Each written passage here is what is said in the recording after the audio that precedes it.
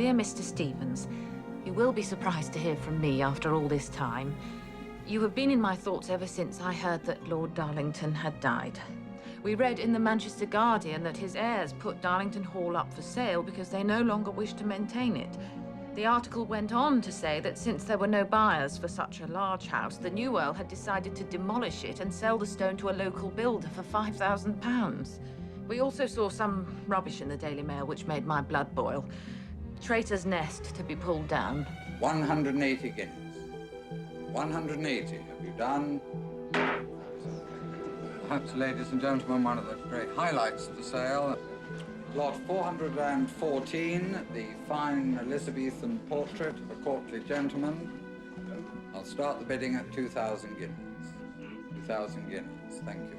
22, 24, 26, 28, 3,000, 32, 34, 36, 38, 4,000 guineas, 4,500, thank you. 5,000 and a half. 6,000 and a half, 7,000 and a half, 8,000 and a half, 9,000 and a half, 10,000 guineas is bid, and a half, 11,000 and a half. Against you, sir, at 11,500 guineas to the centre. All done at 11,500 guineas. I was very relieved to read later on how an American millionaire named Lewis had saved Darlington Hall and that you were not to be turned out of your old home after all. Could it possibly be the same Congressman Lewis who attended his lordship's conference in 1936?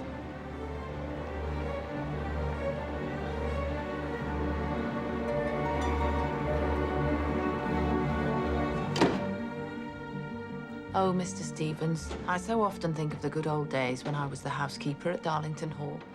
It was certainly hard work, and I have certainly known butlers easier to please than our Mr. Stevens. But I remember those years with you as among the happiest of my life.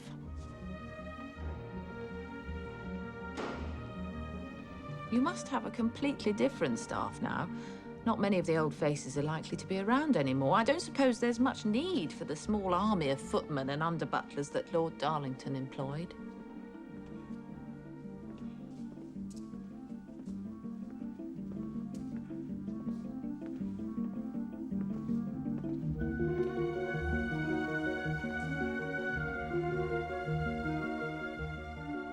My own news is not very cheerful.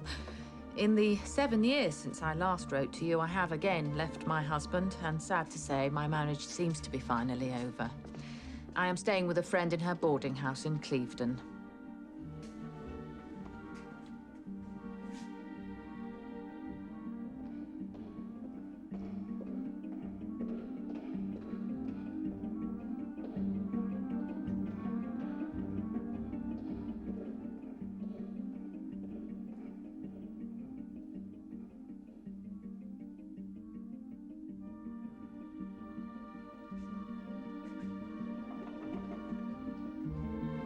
I don't know what my future is. Ever since Catherine, my daughter, got married last year, my life has been empty. The years stretch before me, and if only I knew how to fill them. But I would like to be useful again.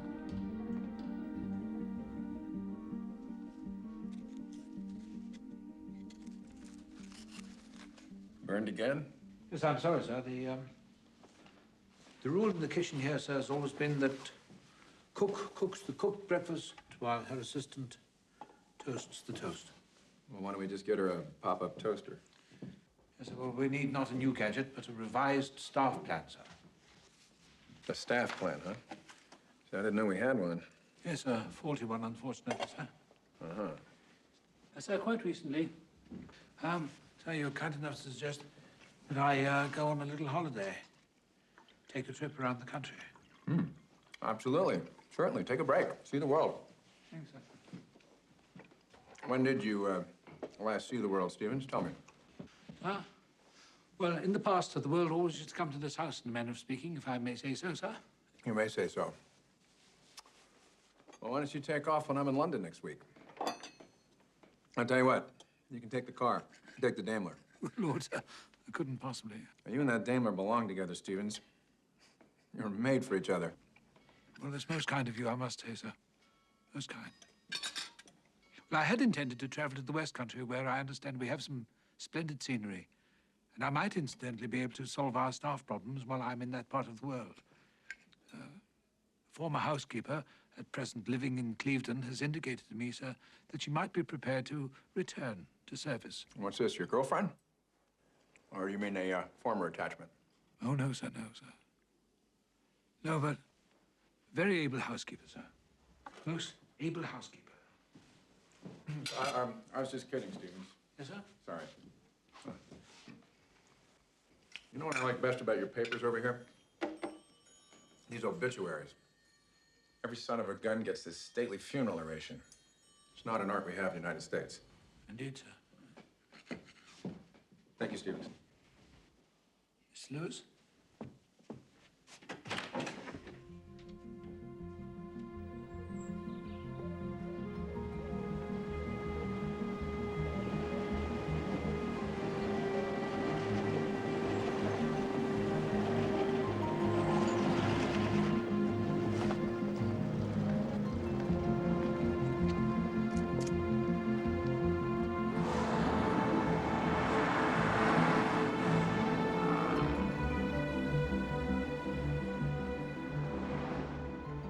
Dear Mrs. Ben, I propose to reach Clevedon on Thursday, the 3rd of October, around 4 p.m.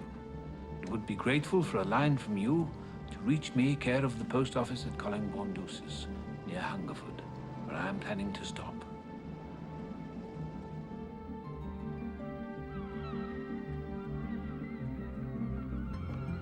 Mrs. Ben, I always said you possess an amazing memory. My new employer is indeed Congressman Lewis, though he is now retired from political life in the United States. He has already taken up residence at Darlington Hall and will soon be joined by his family. But I regret to say we are woefully understaffed for a house this size. Mrs. Ben, will you permit me once again to sing your praises? Let me state that when you left us to get married, no housekeeper ever managed to reach your high standard in any department.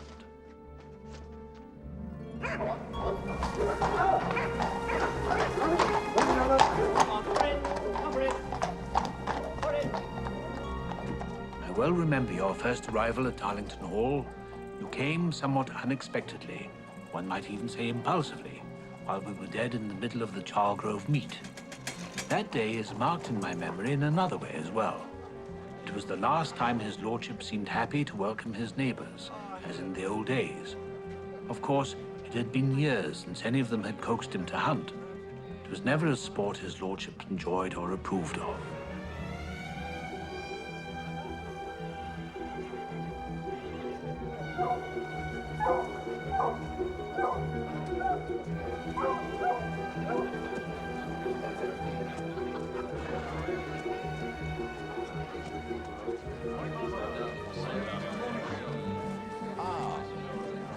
Good morning, here.